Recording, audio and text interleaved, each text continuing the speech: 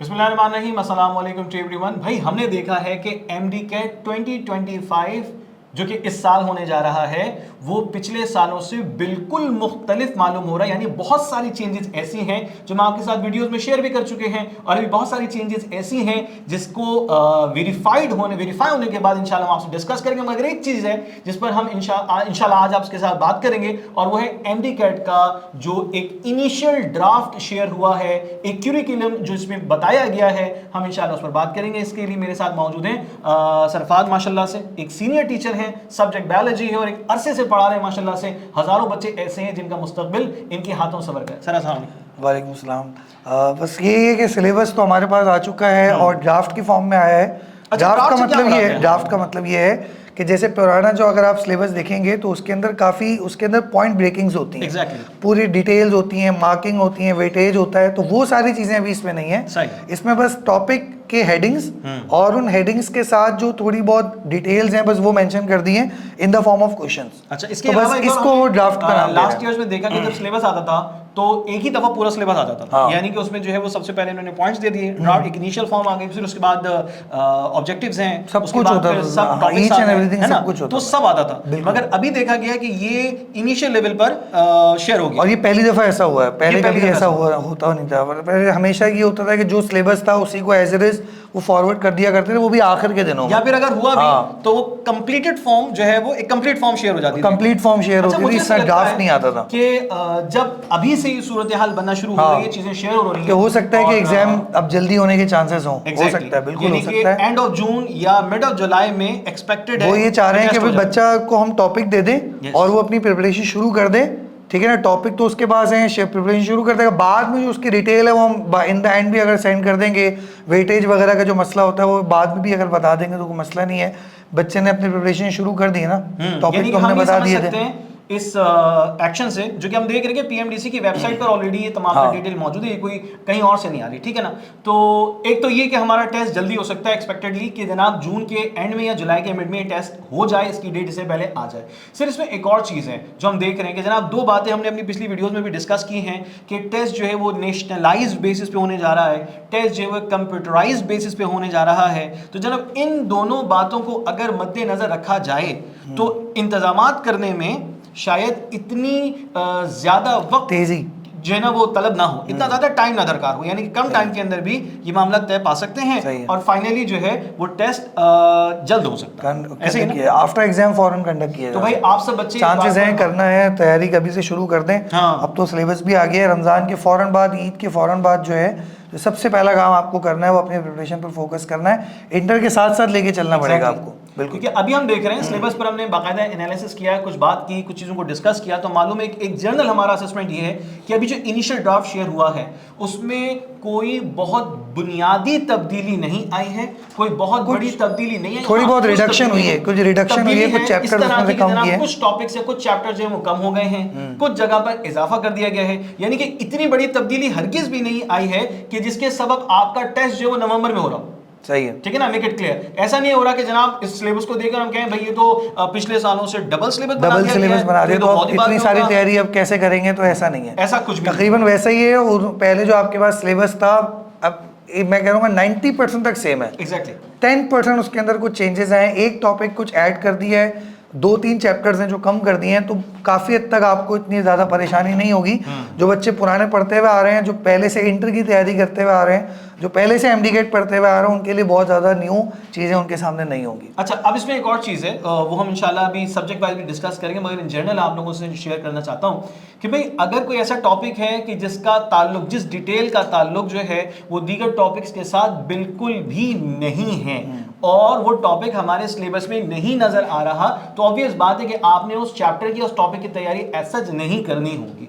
मगर एक ऐसा टॉपिक है, ये एक ऐसा चैप्टर है कि जो डायरेक्टली मतलब सिलेबस में हमारे इंक्लूडेड नहीं है, मगर दीगर टॉपिक्स में वो कंसीडर किया जाता है, वो रिलेटेड एप्लीकेशंस हैं, उसको बगैर पढ़े अगले चैप्टर को स्टडी करना या समझना आपके लिए मुमकिन नहीं होता। तो भाई ऐसे चैप्टर, ऐसा खास तौर पे हुआ है फिजिक्स के अंदर, फिजिक्स में, तो फिर आपको ऐसे चैप्टर्स को, ऐसे टॉपिक्स को पढ़ना पड़ेगा। ये सोच के आपने छोड़ने देना कि भाई ये तो सिलेबस में नहीं तो मैं क्यों पढ़ूं। भाई अगर वो टॉपिक है ऐसा के जो दीगर टॉपिक्स के साथ कनेक्टेड है उसे स्टडी करना दूसरे टॉपिक को स्ट्रॉन्ग बनाने के लिए जरूरी है। तो भाई आपने टॉपिक को स्टडी करना पड़ेगा बगैर इस सोचे कि जनाब वो सिलेबस में है कि नहीं। कोई एग्जांपल दें जैसे फिजिक्स के अंदर जो हमने देखा था। हम चैप्टर सब्जेक्ट वाइज चलते हैं। पहले हम डिस्कशन करते हैं जनाब बायोलॉजी के हवाले से कि बायोलॉजी में किस चीज का इजाफा हुआ है कंपैरिजन में जो लास्ट ईयर का सिलेबस है उसके कंपैरिजन में, और कौन सी चीज वो हटाई गई। सिर्फ बताइए। चलिए बायोलॉजी से शुरुआत करते हैं। और बायोलॉजी को अगर हम देखें, इसके पार्ट को देखें, तो इसमें हमारे पास पहले जो चैप्टर्स होते थे सर वो टोटल 18 चैप्टर होते थे, 18 चैप्टर्स से बायोलॉजी के अंदर।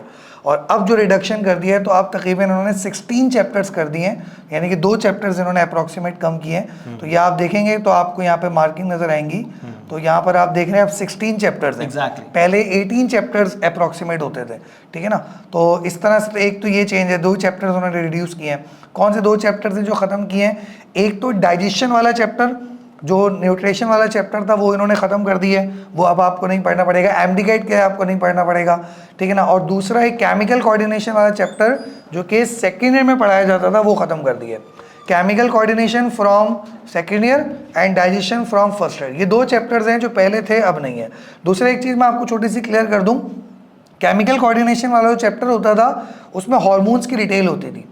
अच्छा, अब वो हॉर्मोन्स की डिटेल में उसमें मेंस्ट्रुअल साइकिल के हार्मोन भी होते थे, उसमें मेल और फीमेल के रिप्रोडक्टिव सिस्टम के भी हार्मोन होते थे, वो एक्सक्लूड नहीं हुए, ठीक है ना। वो आपको रिप्रोडक्टिव सिस्टम में पढ़ने पड़ेंगे।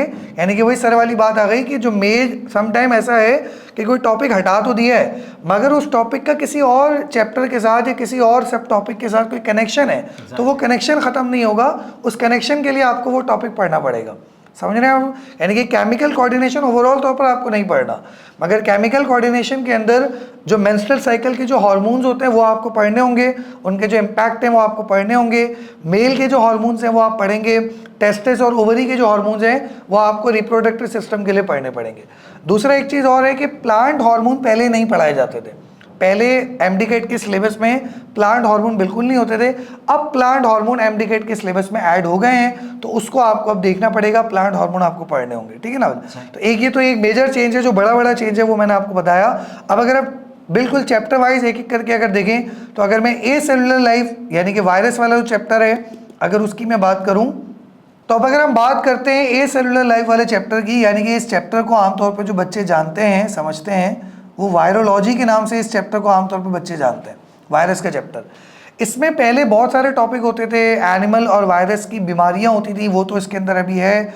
और उसके अलावा इसमें एक टॉपिक होता था डिस्कवरी ऑफ वायरस का टॉपिक, वो अब हटा दिए। पहले डिस्कवरी ऑफ वायरस था, अब डिस्कवरी वायरस नहीं है। क्लासिफिकेशन ऑफ वायरस, वायरस की जो 7 क्लासिफिकेशन है, बाल्टीमोर क्लासिफिकेशन के जो 7 क्लासेस हम पढ़ते थे, उसके अलग अलग बैंड्स पढ़ते थे, उसके नंबर ऑफ स्ट्रैंड्स अलग अलग होते थे। आरएनए वाला वायरस, डीएनए वाले virus, single stranded virus, double stranded virus, envelope, non envelope, तो ये वाली जो क्लासिफिकेशन है वो अब इसके अंदर रहेगी, वो ख़त्म नहीं हो रही। हाँ, उसके अलावा जो लाइटिक साइकिल और लाइसोजेनिक साइकिल जो वायरस का होता था वो हटा दिया है। HIV का जो लाइफ साइकिल होता था वो हटा दिया है। इसके अंदर बस अब बीमारियाँ आपको याद रखनी है, ट्रांसमिशन वगैरह है वो आपको याद रखने हैं, वायरल से रिलेटेड जो डिसऑर्डर है वो याद रखने हैं, और वायरस के जो स्ट्रक्चर वाली जो पूरी डिटेल होती थी वो भी अब हटा दी गई है, वो भी अब नहीं है इसके अंदर। बस इसके अंदर जो जो मेंशन है बस यही आपको याद रखना है, ठीक है ना।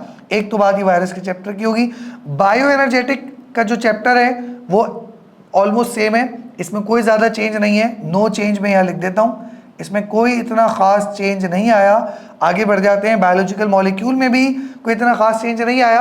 हाँ, पहले जो चैप्टर होते थे 2023 वाला या 2022 वाले से जो सिलेबस चल रहा था उसमें आरएनए की डिटेल होती थी। अच्छा। अब इन्होंने आरएनए को अलग से जो पूरा डिटेल में ऐड कर दी है, पहले इतना ज़्यादा डिटेल में प्रॉपर ऐड नहीं होता था। आरएनए और इसकी टाइप्स पूरी डिटेल, टाइप्स विद परसेंटेजेस, उसकी जो परसेंटेजेस होती हैं अलग अलग, और उसकी जो एप्लीकेशंस हैं, उसके जो यूजेस हैं, वो सारे आपको याद करने पड़ेंगे, वो सारे आपको समझने पड़ेंगे। इसके अंदर थोड़ा सा ट्रांसक्रिप्शन और ट्रांसलेशन का जो प्रोसेस था उसका ब्रीफ देख लीजिएगा, ठीक है ना। एक तो पूरे डिटेल में है ना सेकेंड के अंदर, वो नहीं, सिर्फ जिसके अंदर मैसेंजर आरएनए ट्रांसफर आरएनए और राइबोसोमल आरएनए की जो थोड़ी बहुत डिटेल होती है जिससे ट्रांसक्रिप्शन और ट्रांसलेशन का प्रोसेस कंटिन्यू होता है, उस डिटेल को आप अपने पास थोड़ा बहुत नोट डाउन कर लीजिएगा, देख लीजिएगा। बाकी सारा चैप्टर वैसा ही है, फॉस्फोलिपिड्स हैं, ट्राइग्लिसराइड्स हैं, अल्कोहल हैं, ईस्टर्स हैं, असाइल ग्लिसरॉल हैं, टर्पेनॉइड्स हैं, कॉन्जुगेटेड मॉलिक्यूल्स हैं। इसमें कॉन्जुगेटेड मॉलिक्यूल की 4 टाइप्स होती हैं, 4 में से इन्होंने 2 टाइप हटा दिए। अब आपको सिर्फ 2 टाइप की प्रैक्टिस करनी है, ग्लाइकोलिपिड्स और ग्लाइकोप्रोटीन। इसमें न्यूक्लियोप्रोटीन हटा दिया है और लिपोप्रोटीन हटा दिया है, बस ये 2 प्रोटीन्स हैं जो आपको कवर करना है। ग्लाइकोलिपिड्स कॉन्जुगेटेड मॉलिक्यूल में इतना ही है। उसके बाद आते हैं सेल स्ट्रक्चर, इसमें ऑलमोस्ट सेम है, इसमें कोई इतना खास फर्क नहीं आएगा। असल में बात यह है कि सेल वाला चैप्टर इतना इंपॉर्टेंट है कि इसमें इसके लिंक दूसरे चैप्टर्स के अंदर हैं, तो इसीलिए ये है कि ये चैप्टर आपके लिए पूरा इंपॉर्टेंट होगा। हाँ, इसमें जो माइक्रोस्कोप वगैरह है, सेंट्रीफ्यूगेशन है, वो सब हटा दीजिएगा, और उसके अलावा जो शुरू के जो मेथड्स हैं वो हटा दीजिएगा। सिर्फ सेल से रिलेटेड जो टॉपिक्स हैं उन पर आपको फोकस करना है। कोऑर्डिनेशन एंड कंट्रोल, इसके अंदर पहले केमिकल कोऑर्डिनेशन ऐड होता था, फिर बाद में वो अलग कर दिया था, अब वो बिल्कुल ही हटा दिया है। इसमें आपको नर्व इम्पल्सेस हैं, न्यूरॉन के बारे में डिटेल है, शॉन सेल्स की पूरी डिटेल आपको याद करनी पड़ेगी, रिफ्लेक्सेस के टाइप्स, रिफ्लेक्सेस कौन कौन सी तरह के होते हैं, मोनोसाइनेप्टिक कौन सा होता है, पॉलीसाइनेप्टिक कौन सा होता है, नी जर्क कैसा होता है, ब्लिंकिंग ऑफ आइज में किस तरह से होते हैं, तो उसकी जो क्लासेस है ना वो आपको याद करनी पड़ेंगी, वो आपको समझनी पड़ेंगी। उसके साथ रिफ्लेक्स आर्क, वो जो पूरा एक सिस्टम हम पढ़ते हैं रिफ्लेक्स एक्शन का, वो पूरा आपको करना है। ब्रेन के कंपोनेंट्स पूरे हैं, पार्ट्स ऑफ ब्रेन पूरा है। स्पाइनल कॉर्ड इसमें से हटा दिया, पहले के सिलेबस में स्पाइनल कॉर्ड होता था, अब स्पाइनल कॉर्ड इसमें से रिमूव कर दिया है क्योंकि पूरा सीएनएस नहीं है। और इसी तरह से types of nervous system, nervous system की अलग अलग टाइप्स होती थी, एक कि autonomic nervous system, sympathetic, parasympathetic, वो सब भी अब इसमें से रिमूव कर दिया है। यानी कि बायोलॉजी के अंदर इस वाले चैप्टर के अंदर, यानी कि जो नर्व्स कोऑर्डिनेशन वाला चैप्टर है, इसके अंदर एक थोड़ा बड़ा मेजर चेंज आया है। अच्छा, ठीक है ना। डायवर्सिटी अमंग एनिमल, इसको बहुत ज़्यादा रिड्यूस कर दिया है। पहले हम हर फाइलम की क्लासेस भी पढ़ते थे, ठीक है ना, और फाइलम के अंदर उसकी जो एग्जाम्पल्स होती थी उसको भी बहुत ज़्यादा कवर करते थे, और अलग अलग जो साइलेंट फीचर्स होते थे उसको भी डिस्कस करते थे। अब साइलेंट फीचर्स आपको नहीं करने, अब आपको सिर्फ जनरल कैरेक्टरिस्टिक्स ऑफ एनिमल्स को डिस्कस करना है। जो जो एनिमल के बेसिक फीचर्स होते हैं, जैसे सीलोम है, सिमेट्री है, बायलेटरल सिमेट्री है, बस जो जनरल फीचर्स हैं वो पढ़ने हैं। और हर फाइलम की 3 एग्जाम्पल्स आपको याद रखनी है जो डिटेल कैरेक्टर्स होते हैं। जैसे फॉर एग्जांपल फाइलम नाइडेरिया के अंदर कोरल्स, फाइलम नाइडेरिया के अंदर पॉलीमॉर्फिज्म, इसी तरह से फाइलम मोलस्का के अंदर उसकी क्लासेस, और फाइलम मोलस्का के अंदर उसके साइलेंट फीचर्स, वो अब आपको नहीं करने, बहुत सारी चीज़ें आपके लिए ख़त्म कर दी हैं, ठीक है ना। अब किंगडम एनिमेलिया आपके लिए काफ़ी हद तक आसान हो गया। एंजाइम बिल्कुल वैसा का वैसा ही, एंजाइम के अंदर कोई चेंज नहीं है।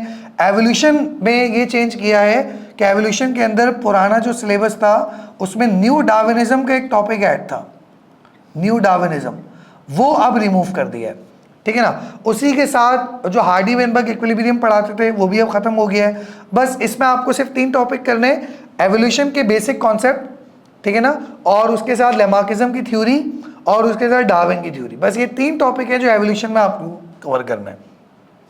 किंगडम प्रोकैरियोटिक तकरीबन सेम है, इसमें कोई इतना खास फर्क नहीं आएगा। किंगडम रिप्रोडक्शन वाले चैप्टर में हार्मोन्स जितने भी थे केमिकल कोऑर्डिनेशन में जो पढ़ाए जाते थे वो सब इसमें रहेंगे, वो सब इसमें चेंज नहीं होंगे। सपोर्ट एंड मूवमेंट बिल्कुल वैसा ही है, इसमें कोई खास फर्क नहीं आया। इनहेरिटेंस बहुत इंपॉर्टेंट चैप्टर है, इसमें जैसा पहले था वैसे ही अभी भी होगा, इसमें कोई खास फर्क नहीं आया। इसलिए form and function in plant में जो टॉपिक ऐड किए, जैसे मैंने आपको शुरू में बताया था, इसमें हार्मोन इन प्लांट का जो टॉपिक था वो अब ऐड हो गया है, और वो अब आपको प्रिपेयर करना पड़ेगा, वो अब आपको कवर करना पड़ेगा। तो ये आपके लिए इंपॉर्टेंट टॉपिक है, जो पहले नहीं होता था वो अब आपको करना है। और ये थोड़ा मुश्किल भी होता है, इसको आपको अच्छी तरह ज़रा पढ़ना पड़ेगा, और इसके लिए आप छाजाओं में देखिएगा तो इंशाल्लाह इसके रिकॉर्ड लेक्चर भी हम ऐड कर देंगे, ठीक है ना। और सर्कुलेशन वाला चैप्टर वैसा ही है, पहले ट्रांसपोर्ट के नाम से ये चैप्टर होता था, ट्रांसपोर्ट में इसके 3 पार्ट होते थे, अब अलग अलग कर दिए, सर्कुलेशन अलग कर दिया है।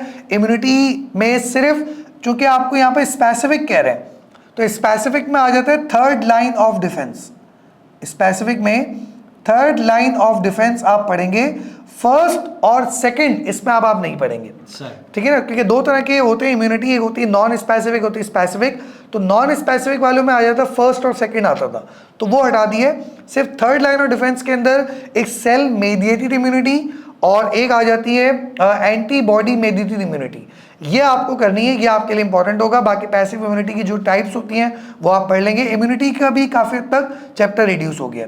रेस्पिरेशन के अंदर तकरीबन पुराना ही है, ख़ास इतना कोई फ़र्क नहीं आया, जैसे पुराना पढ़ते थे वैसे ही। बायोलॉजी के अंदर ये जो मेजर चेंज थे वो मैंने आपको बता दिए हैं। और उसके अलावा केमिस्ट्री के अंदर अगर बात करूँ मैं, अच्छा इसमें मैं आपकी बात करूँ, डेफिनेटली हमने एक सब्जेक्ट के बारे में बड़ी डिटेल से बात की। अब ऑब्वियस है कि जनाब हमारा ये जो ड्राफ्ट हमारी नज़रों के सामने है, अब हो सकता है कि आने वाले वक्त में इसमें कुछ तब्दीली देखने को मिले। अब सिलसिला क्या है, देखिए ड्राफ्ट आ गया वेबसाइट पे, वो ये भी कह रहे हैं कि अगर इसमें किसी कंप्लेन की, किसी रद्दोबदल की, किसी ऑब्जेक्शन की गुंजाइश है तो बिल्कुल कीजिए। आप ईमेल उसकी एक डेट दी है उन्होंने। एग्जैक्टली, तो आप ईमेल कीजिए, हमें बताइए। तो हो सकता है कि लोग इस ड्राफ्ट में कुछ तब्दीली के ख्वाहिशमंद हो, तो मुमकिन है कि वो ईमेल करें और उसको एक्सेप्ट कर लें, उस प्रपोजल को, और उसको कंसीडर किया जाए। मगर ज़्यादा ये हो सकता है कि बच्चे बोलें यार ये सिलेबस बहुत ज़्यादा है हमारी, अगर आप एग्जाम के फौरन बाद ले रहे हैं तो उसको और रिड्यूस करें। ज़्यादा ये कंप्लेन जो मुझे लगता है कि बच्चे ये पूछ सकते हैं कि ये कंप्लेन उतनी ज्यादा वैलिड नहीं होगी, क्योंकि ये तो एक नेशनल टेस्ट की फॉर्म में होने जा रहा है, जो कि अब तक नजर आ रहा है। सेकंड चीज ये कि भाई हमारे यहाँ जो एग्जामिनेशंस की डेट है वो वेरी करती है प्रोविंस टू प्रोविंस, ठीक है ना। तो कुछ प्रोविंस ऐसे कि जहाँ, या कुछ रीजन ऐसे जहाँ पर बच्चों को कम के बजाय ज्यादा वक्त मिल जाएगा औरों की निस्बत। तो वो तो कहते हैं जनाब हम तो आपको एक आइडियल टाइम दे रहे हैं प्रिपरेशन के लिए, और इस प्रिपरेशन के लिए आपके इंटर की प्रिपरेशन ही बहुत होती है। और पहले से भी बताया हुआ है, पहले से बताया हुआ है, ऐसा नहीं कि अभी फौरन बता रहे हैं। रिड्यूस होने का जो मामला था वो इस ड्राफ्ट की हद तक होगा। हाँ, टॉपिक्स की रद्दोबदल के मामला में हो सकता है कि कुछ देखा जाए तब्दीली आगे चलकर। मगर मैं सब बच्चों को भी क्लियरली कह रहा हूं, भाई इसको आप फिलहाल अपने लिए लफ्ज़ आखिर, हुर्फ़ आखिर मान लीजिएगा कि सिलेबस ही है हमारा, जिसके तहत हमारी अपनी तैयारी जबरदस्त होनी चाहिए। अगर कोई डिटेल एक्सक्लूड भी हो जाए so it's okay, no problem.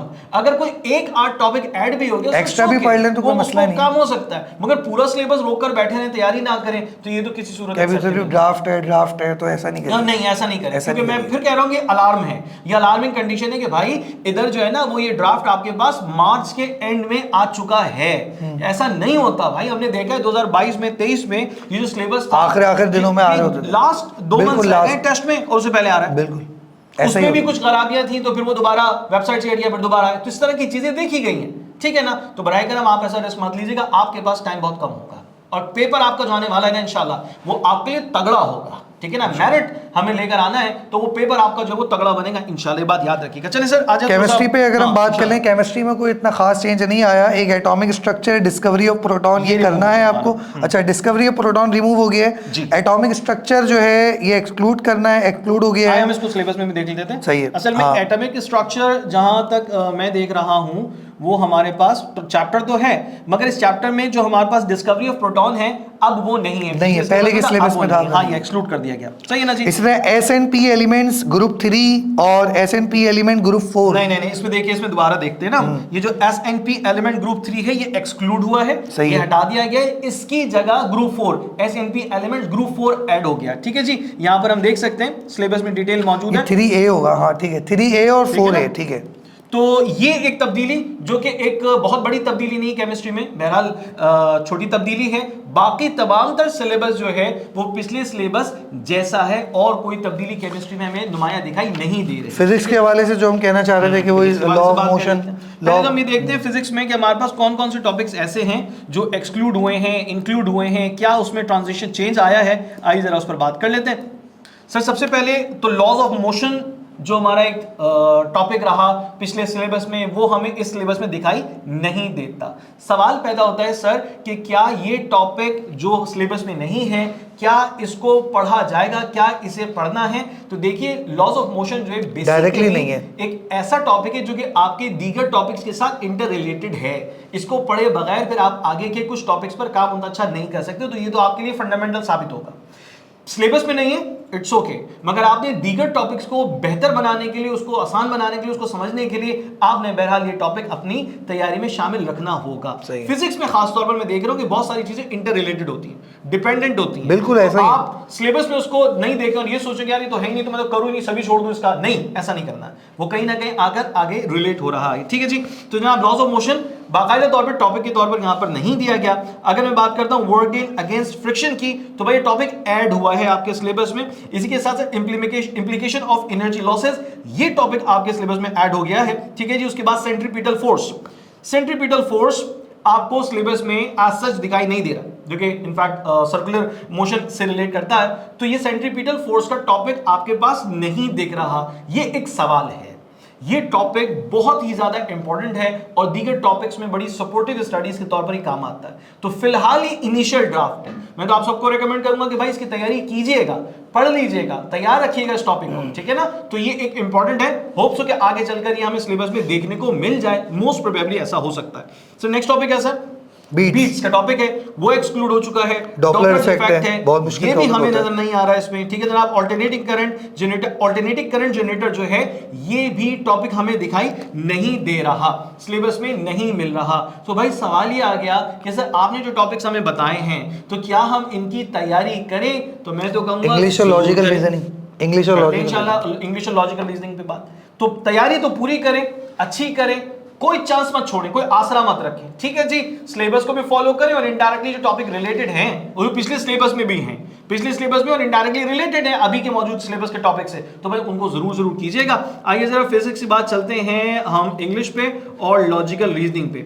मैंने जब इंग्लिश के पोर्शन को देखा तो मुझे यहाँ पर कोई खास नुमाया तब्दीली नजर नहीं आई। कॉम्प्रिहेंड की वोकैबुलरी बिल्कुल है, demonstrate control tenses and sentence structure बिल्कुल ऐसे ही, demonstrate ability to differentiate between correct and incorrect structure of the sentence बिल्कुल ऐसा है, पेपर्स का ये क्वेश्चन बनता रहा है। सब्जेक्ट और एग्रीमेंट आर्टिकल प्रीपोजिशन बिल्कुल यूज होते रहे हैं। Demonstrate ability to identify mistake sentences और शॉर्ट रिटन टेक्स्ट errors, छोटे-छोटे पैसेज में, these errors could be of inappropriate word order, vocabulary etc. error detection का टॉपिक पेपर का टॉपिक है, क्वेश्चन है।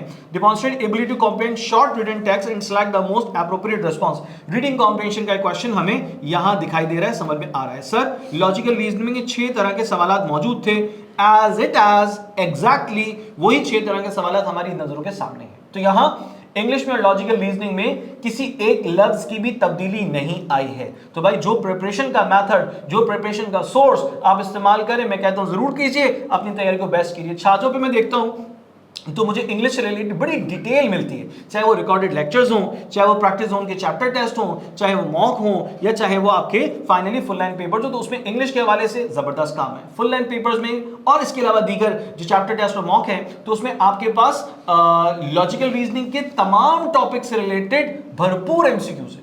लॉजिकल रीजनिंग में देखता हूं हर साल बच्चे बड़े परेशान होते हैं क्योंकि वो अपनी स्टडीज में ना इस तरह का क्वेश्चन पढ़ते नहीं। बायोलॉजी पढ़ी है, हाँ जी पढ़ी है, सर फिजिक्स पढ़ते हैं, हाँ जी पढ़ते हैं, सर जो है ना वो केमिस्ट्री, हाँ जी पढ़ते हैं, इंग्लिश, हाँ इंग्लिश तो पढ़ते हैं, मगर लॉजिकल रीजनिंग जैसा सवाल इनके पास, यानी आमतौर पर जो इंटरमीडिएट के स्टूडेंट्स होते हैं उनके पास नहीं आता। तो भाई आपको छात्र एप्लीकेशन पे ये तमाम तर कंटेंट बेहतरीन अंदाज में बना हुआ मिल रहा है, तो आपके पास मैं समझता हूं वक्त बहुत कम है। थ्योरी एग्जाम्स आपके ऑलमोस्ट रमजान के बाद शुरू होने को हैं, कुछ ही दिन रह जाएंगे और उसके बाद शुरू हो जाएंगे। और उसके बाद अगर मैं देखता हूं तो आपके पास फिर मई का महीना आ चुका है, और मई के मंथ को अगर मैं लेके जाता हूं मई और जून, तो भाई मई और जून में होपफुली पॉसिबल है, होपफुली कि जून में होपफुली पॉसिबल है कि आपके एग्जाम हो जाए। जुलाई के स्टार्ट में हो सकता है। अभी हमारे एक सर थे वो बता रहे थे 15 टू जो होपफुली पॉसिबल है, अभी कुछ कंफर्म नहीं है इसका, लेकिन 15 टू 20 के बीच में या 15 टू 25 के बीच में हो सकता है आपका एग्जाम हो जाए। यानी कि आपके पास जो ना फिंगर टिप्स पे काउंट की जाने वाले 60 डेज मौजूद हैं, बिल्कुल सिर्फ 60 डेज है। तो आपने फिर इंतजार नहीं करना, सिलेबस को उठाकर, इस मटेरियल को उठाकर आपने अपनी तैयारी का भरपूर आगाज कर देना, यही आपकी सेफ साइड। छाजाओं पे इंशाल्लाह ईद के बाद हम शुरू करेंगे एक प्रॉपर जो है डेट वाइज जो प्लान होगा, उसमें जो बच्चे ऐड होना चाहते हैं वो हमारे साथ लिंक में रब्ता करें, ठीक है। तो इंशाल्लाह उसके अंदर फिर हम आपको प्रॉपर तरीके से 60 डेज के अंदर इंशाल्लाह आपकी पूरी तैयारी जो है वो कंप्लीट करवाएंगे। अच्छा, फिर इसमें एक और चीज़ भी है, छाजाओं बच्चों को कैसे सपोर्ट करता है, मुझे अच्छी तरीके से याद है 2024 में माशाल्लाह से हमारी स्टूडेंट जो है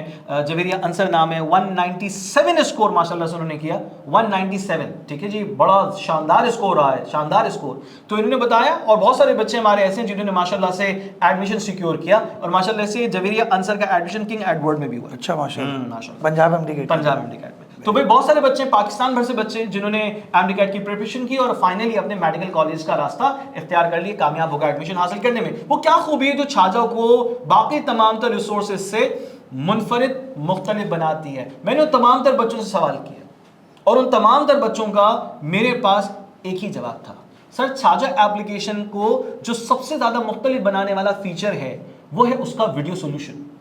हमने सवाल सॉल्व किया, गलती हो गई, वीडियो सॉल्यूशन आ गया, मसला हल, हाथ के हाथ हो गया, फौरन हो गया। ये वो चीज़ है जो आपको बाकी और प्लेटफॉर्म पे मिल ही नहीं सकती है, वैसे मिलती नहीं जैसी उस तरह से आमतौर पे कहते हैं भाई QR कोड है, इसको स्कैन कर लें, ये कर लें, वो समटाइम उतना अच्छा उसका रिस्पॉन्स आ ही नहीं पाता, जनरेट नहीं हो पाता। और फिर उसके बाद अब जब आप छाजा एप्लीकेशन को यूज करना शुरू कर देते हो तो आपको एक ग्रुप में ऐड कर दिया जाता है, उसको हम कहते हैं प्रीमियम यूजर्स का ग्रुप है ये, ठीक है ना, छाजा का। तो उसमें जो बच्चे ऐड होते हैं, टीचर्स उनके साथ कनेक्टेड रहते हैं, सवाल के जवाब दे रहे होते हैं, जो क्वायरीज होती हैं एट अ सर्टेन मोमेंट उसको रिजॉल्व कर रहे होते हैं। तो एक ऐसा प्लेटफॉर्म जहां बच्चा अपने मुश्किल सवाल का जवाब हासिल कर सकता है, जहां बच्चे को सवाल का जवाब देखने के लिए वीडियो सॉल्यूशन मिल जाता है, जहां पर बच्चे को अपनी तैयारी करने के लिए कॉन्सेप्ट्स को बेस्ट बनाने के लिए रिकॉर्डेड लेक्चर्स मिल जाते हैं, और हर तरह की सपोर्ट ऐसी है कि जिससे आपका रिजल्ट मैं कहता हूं बहुत शानदार हो जाता है। और इस साल माशाल्लाह 2024 में 4th पोजीशन सिंध में जो है वो हमारी रही है माशाल्लाह। तो ये बच्चे हैं जिन्होंने जबरदस्त काम किया छात्रों को यूज करके। बस अब मैं समझता हूं कि उन्होंने सही वक्त पर सही फैसला कर लिया, अपनी तैयारी को बेस्ट बनाने के लिए। आपके पास भी टाइम है, आप भी या तो अपने वक्त टाइम को, अपनी स्किल्स को सही इस्तेमाल करें और बेस्ट हो जाएं, सबसे अच्छे हो जाएं। और फिर एक और मजे की बात मैं आप सबको शेयर करता हूं। देखो छाजा एप्लीकेशन जो है ना वो पाकिस्तान भर के बच्चों के लिए एप्लीकेशन है, जिसमें आप बायोलॉजी के कंटेंट को देखते हैं, केमिस्ट्री के कंटेंट को देखते हैं, फिजिक्स को देखते हैं, इंग्लिश को देखते हैं, लॉजिकल रीजनिंग को देखते हैं। तो पाकिस्तान भर के बच्चे के लिए है, वो सबके लिए एक जैसा यूजफुल है, फायदेमंद है। और बहुत सारे बच्चे जब टेस्ट देकर आते हैं तो कहते हैं सर हमने ना ये वाला कॉन्सेप्ट छात्रों में पढ़ा था और हमें पेपर में भी दिखाई दिया, तो हमें बड़ी सपोर्ट हो गई, हमें बड़ा फायदा मिल गया। So in short I recommend all of you कि आपने इस सोर्स को जरूर आजमाना है, और जब आपको ये बेहतरीन लगे तो जरूर इसको इस्तेमाल करना है। और इंशाल्लाह इस साल 2025 में आपने अपने एडमिशन टेस्ट में ना सिर्फ बेस्ट स्कोर करना है बल्कि इंशाल्लाह अपनी डिजायर्ड यूनिवर्सिटी में आपने अपना एडमिशन सिक्योर करना है इंशाल्लाह। Thank you. Allah Hafiz.